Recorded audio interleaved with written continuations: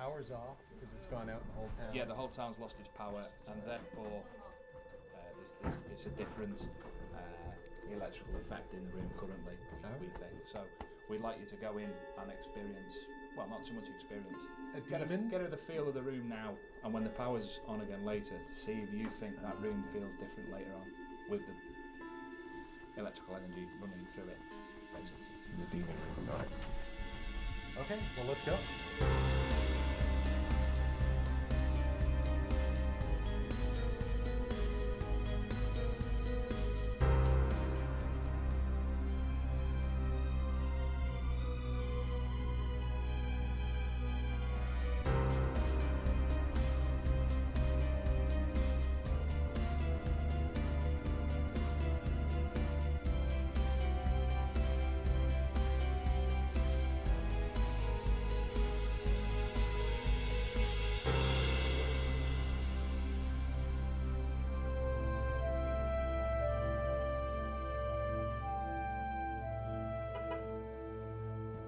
So the White Hart Hotel. Ghosts, possessions, demons. Monks, little girls with candles. I hear there's even a Jack the Ripper connection. Yeah, there's also a pedophile that possesses you. You sure you want to go in? Sure. Possession by pedophile? Yeah. Just once. Couldn't we get possession by Playboy Bunny? You want to be a female with really big boobs? Ah, to dream. Awkward. You said it. Wow, this must be the room. Dining room. The dining room. Shall I knock or shoot? Let's knock together. Hello? Mrs. Sadler's husband? Dave Sadler. Good evening, sir. Good evening, good evening. Holly? Dave. See you again. Take care. The White Hart Hotel in Uttoxeter, England, is an historic property with myriad ghost stories associated with it. Holly and I were lucky to be working with our very good friends from the Unknown Phenomena Investigation Association. As they began their preparations for the evening with their usual thoroughness, she and I went downstairs to chat with Graham Ferguson, the manager of the hotel, about some of the more interesting paranormal stories associated with the property. I've had experiences here at the White Hart ever since I've been here. I sit behind reception, and out the corner of your eye you just see what looks like a child running up the stairs, and you go to him, "Where are you going? You're not meant to be up there," and realise there's absolutely nothing there. He's also got a distinct smell to him, of Play-Doh smell. So if he's around and he's playing, you can smell the Play-Doh. No one can ever explain why we get that smell. Upstairs in the area that's known as the torture chamber, there's been reported sightings of blood on the shower curtain. So you go up and you check the room and there's not anything anywhere on the shower curtain, nothing that you could say, well, perhaps that's what they've thought is blood. They're totally clean. You go back down to the guest and go, "Are you sure you've seen blood on the shower curtain?" He says, yeah, it's all over it. So you take the guest back up and say, "Can you show me where?" There's nothing on them. Along with the many areas of the hotel that had reports of ghosts, there was also a room that had alleged manifestations of what Graham ominously referred to as demonic activity. Through the investigations we've done in the past, it turns out there's a lady there that was forced to have an abortion, that didn't want to have an abortion because she got pregnant out of wedlock and didn't believe in him, and she's meant to target ladies that have had, personal issues in the past. The White Hart Hotel was clearly a location with a lot of reported paranormal activity. As we were discussing with the UPIA where to start the investigation, the power in the entire town went out.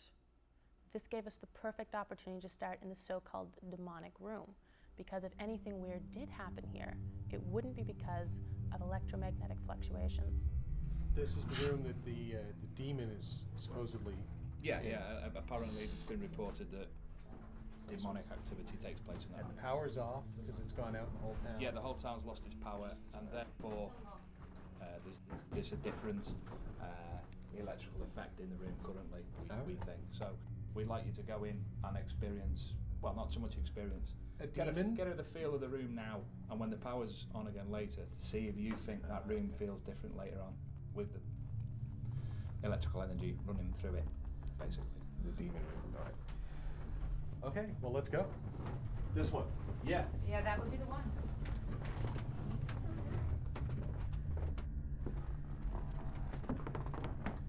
demons haunted.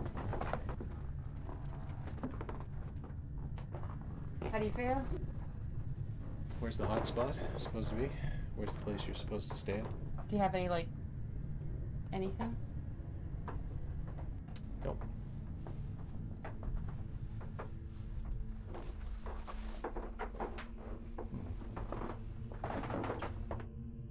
I don't like this room. I mean, it's a gorgeous room, but I was standing right here. I didn't tell them this. And I was just like, there's something wrong with this space. It's just blah. My head did that.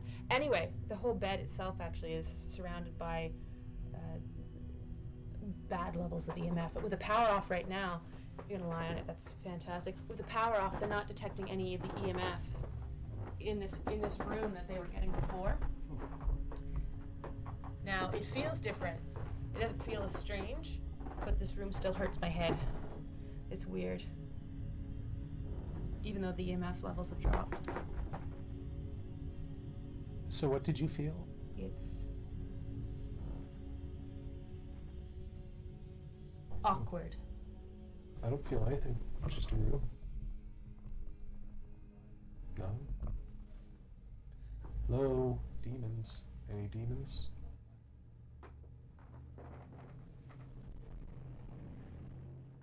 I was pretty sure that there were no demons in the demon room, at least not while we were there. So we decided to move to another room where there had been reports of paranormal activity, and where Steve and Dave from the UPIA had set up a little experiment with their EMF meters. It's you, man.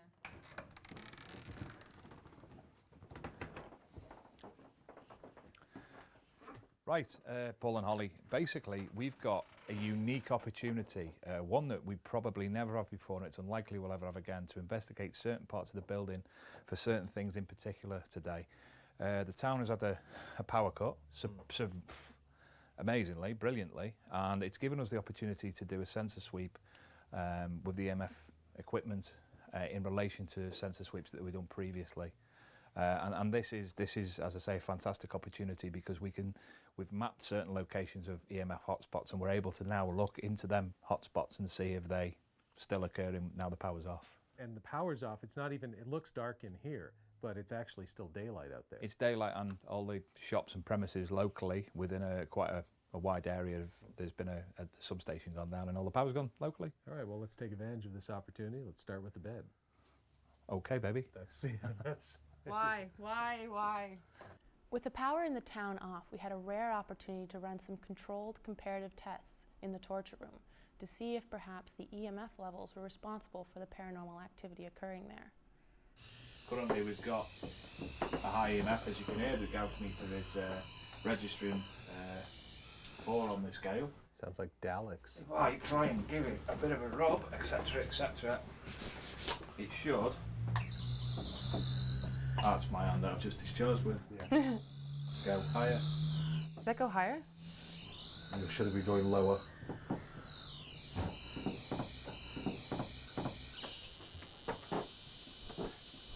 Now, what we're talking is that the actual EMF when we first came in here was off the scale. It couldn't even be read on that meter. Just from the frame? Or Just from the frame, I think Phil can verify that. That was off the scale, wasn't it? That was after the power was off? That was after the power. No, the power was on. Oh, at that particular time. So you can see the difference between current EMF, which is being induced at the time we're doing the test, and the difference now, if we're actually looking at what we've got now, is very low EMF. So we can say, really, that a lot of it is down to the electrical wiring in place. So we were actually spiking above 10 milligauss originally. We're down to 4 milligauss when the power's come off, and when we've discharged, we're down to about 2. Is it still continuing to decrease? Yeah, it'll decrease over a period of time. It would, if the power stayed off in 2 hours, and we come back and measured it, it should be more or less 0. Over a period of time, through the duration of the night, they're slowly soaking in EMF. High amounts of EMF as well. And over a period of just say 3 hours at 10 milligauss, you know, you're going to start feeling the effects. You're going to start feeling sort of anxious. You might start to think that it's a bit strange and getting a bit of a strange feeling in here. When Ghost Cases returns, our investigation of the White Hart Hotel in Uttoxeter, England gets bloody weird. It's dry.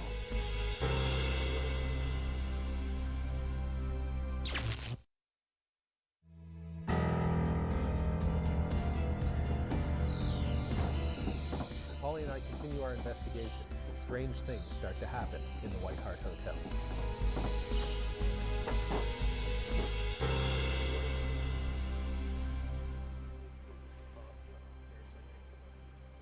Well, more than likely, EMF affects the physiology.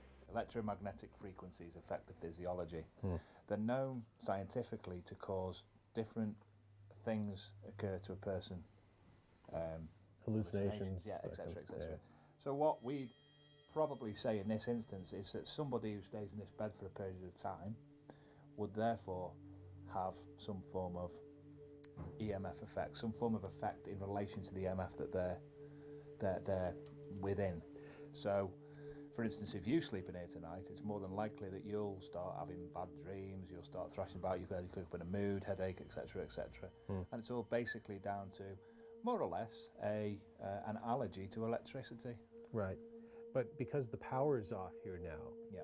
the reason you're doing this, what makes this a unique opportunity? Right, this is a unique opportunity because there's no EMF, because there's no power. We can monitor the room in a more or less a natural environment. We took away the EMF, the unnatural, and we can now monitor it naturally.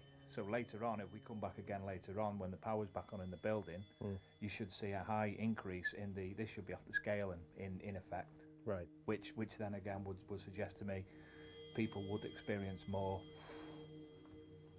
activity, maybe paranormal activity.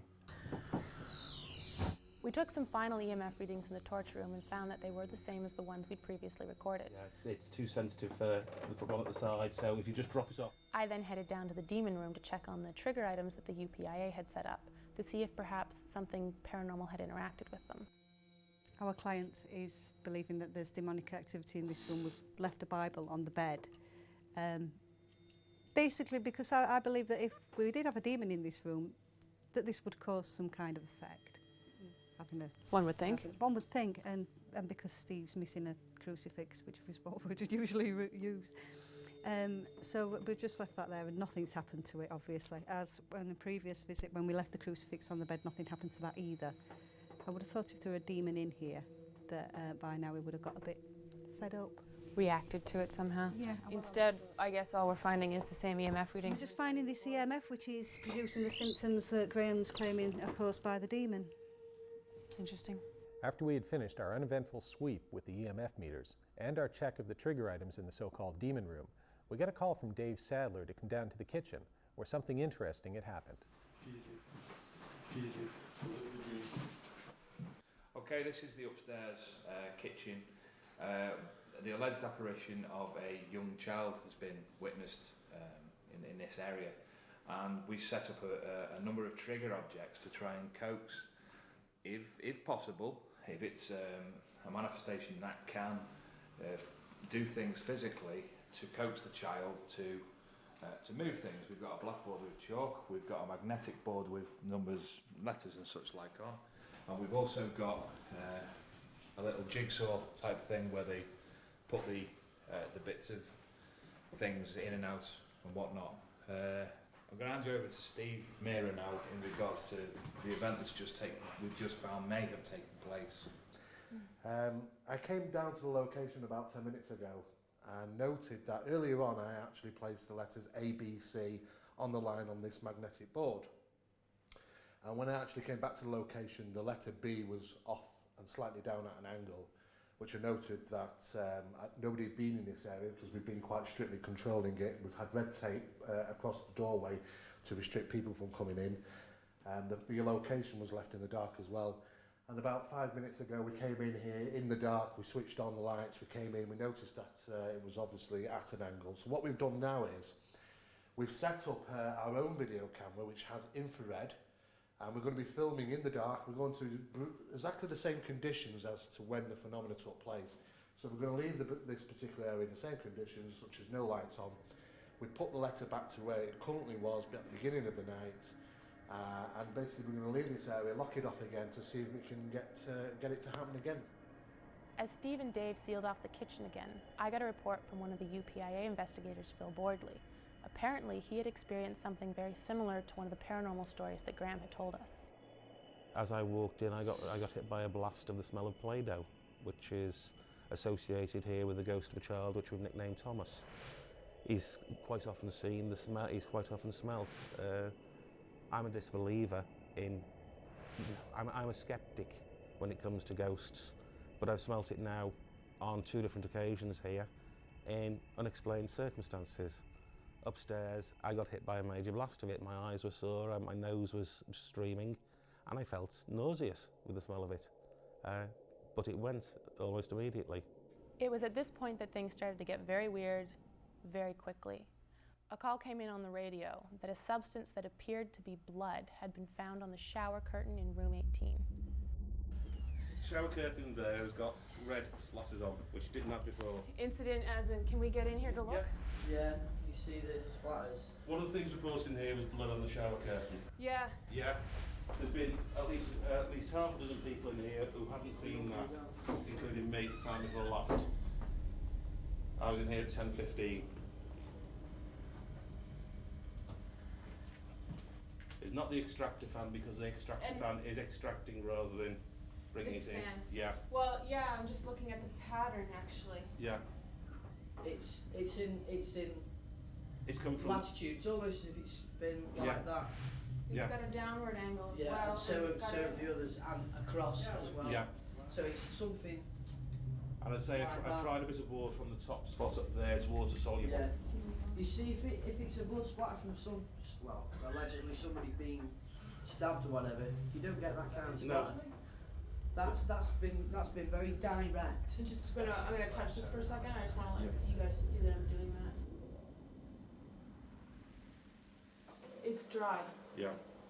But you can see it's been wet because the capillary action there, It's whatever that main spot there has travelled through the fibres.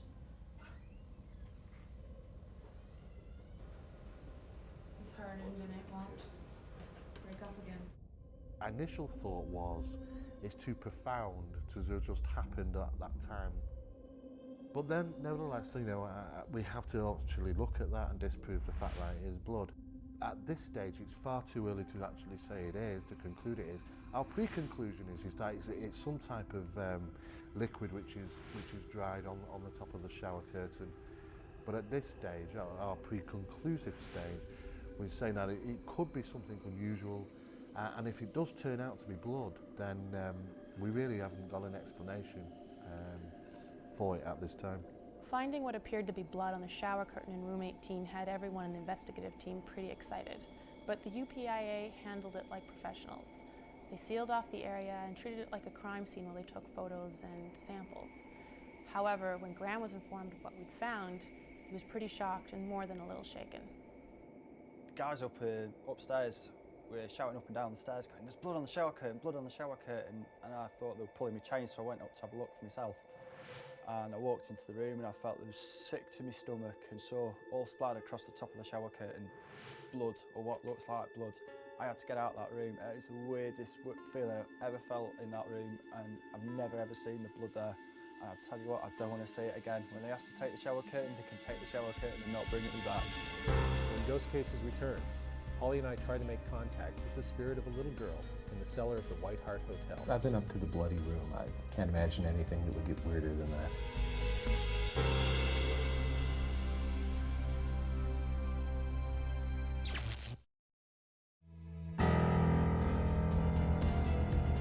As our investigation continues, Holly and I try to make contact with the spirit of a little girl in the cellar of the White Hart Hotel.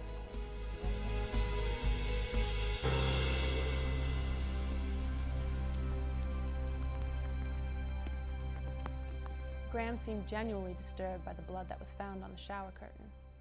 We sat down to chat, and at this point he told me that the cellar of the hotel was also haunted, this time by the ghost of a little girl from the late 19th century who had been seen by a number of people. He and I headed downstairs to see if we could make contact with the little girl's spirit, but just as we were about to begin, Paul wandered in. Okay, so we've got our oh. Ow. Nice. Paul? That's it. Do you have a teddy bear? I do. I thought I'd come down and join you guys. Okay, well, we're just about to get started here. We're trying to recreate a scenario that happened with Graham when he was down here before, with objects being thrown at him and... That's why I brought the teddy bear, isn't it? I was up with the UPIA guys, but one of them told me that it was a kid that's down here, right? There's stories of a kid being down here. When we did our call out here in the ghost hunt, we had a kid from down the bottom end was seen with a gaslight and a teddy bear, a young girl with like Victorian night dress sort of thing on her, and she was from just down there. Whilst we were also down here, something got thrown at us from the other end of the cellar as well. Oh, okay. And he personally saw this. I was personally here, and it scared the living daylights out of me. Yeah, so now we're trying to do it again. Cheers, guys. Really appreciate that. As I just said, we've got our temperature. What's it reading right now? 18 degrees Celsius. 18 degrees Celsius. We've got an ADR here set up that's recording. And can you walk us through what we do here? Yeah, in our ideal world, we would want to be sitting down here holding hands. Oh. Teddy bear can join in too. It's very sweet. So where do No, we don't want put him on the floor. Where do we put the teddy bear? You can Put him just somewhere safe. sit back there. So maybe he'll move. Oop. I like that. And then, I'm afraid of intimacy, so that's from home for me. and then if we take it in turns. Hey. You guys gotta hold hands. Oh, this is great. good. If we're taking turns to either ask for if there's any spirit people down here to bang something, move something, touch one of us, who knows, it might happen again for us if we're really lucky. All right. So do we have to close our eyes? You don't have to close your eyes, just do Okay. it. Just shout it out loud. Wow, the last time I heard that. Anyway, never mind. Holly? All right. So if there is a spirit down here, if there is some sort of unknown paranormal entity that would like to communicate with us, we would be willing to accept your communication at this point in time. So feel free to reach out and touch one of us. Feel free to talk to us, either directly or you can speak through the ADR, which we'll listen to later. Feel free to make a noise, knock on something, bang on something, throw something at Paul. What she said, except for the throwing something at Paul part, let's throw something at Holly. That was good. That was clever and original. Do something for me. I'd love to do it again for us. Just to show that it happened first time for me. How many people were down here with you the There was first a time? group of about 10 of us last time, but we were all holding hands again, Right. like we are now. Touch one of us. Touch the cameraman. Bang a beer barrel. Do anything for us just to show us you're here. Feel free to interact in whatever way you feel appropriate. Bring it on. You might regret saying that. I've been up to the bloody room. Can't imagine anything that would get weirder than that. I'm gonna go check on the progress of the UPIA guys. Okay. You guys were the ones originally down here. Maybe you've seen it, you believe it, and you've always struck me as slightly more open-minded than I am. I keep reminding you that. Yeah.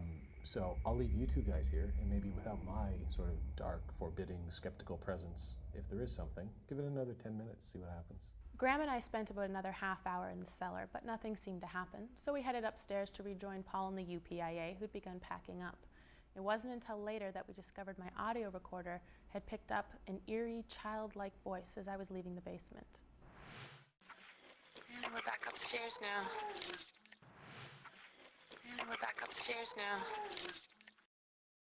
There's no question that strange things happened at the White Hart Hotel that neither Holly nor I, nor our friends in the UPIA, could explain.